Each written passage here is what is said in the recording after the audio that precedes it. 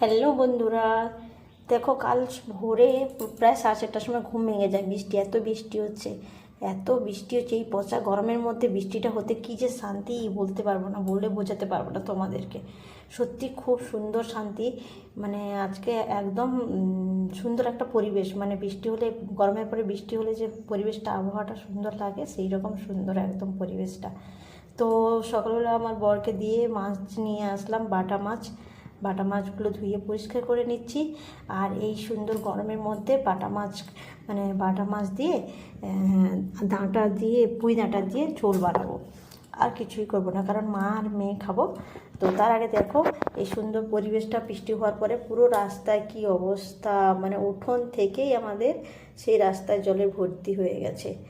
মানে কলকাতার মধ্যে তো একটু জল হলে, একটু বৃষ্টি হলেই জল ভর্তি হয়ে যায়।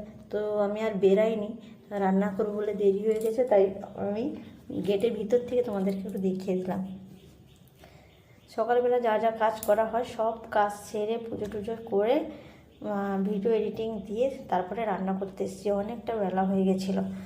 তো মানে এই কাজ করতে করতে তোমাদের সাথে ভয়েস দিচ্ছি। আমি ভয়েস দিতে ঠিক মতন পারি না, আর আমার গলার ভয়েসও ভালো না।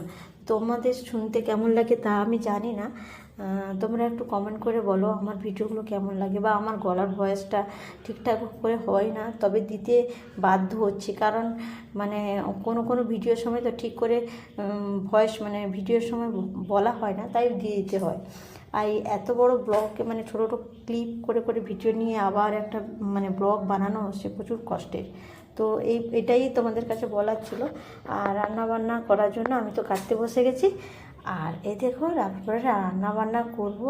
রান্নাবান্না করার পরে খাওয়া দাওয়া, মানে খাওয়ার পরে একটু না ঘুমালে ভালো লাগে না, মানে যেন শরীরটা অস্বস্তি লাগে।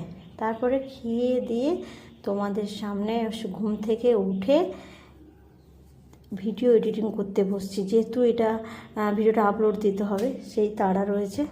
তার জন্য তোমাদের সামনে চলে আসলাম। এই পচা গরমে আবার সেই প্যাঁচপ্যাঁচে গরম আরম্ভ হয়ে গেছে দুপুরের পরের থেকে।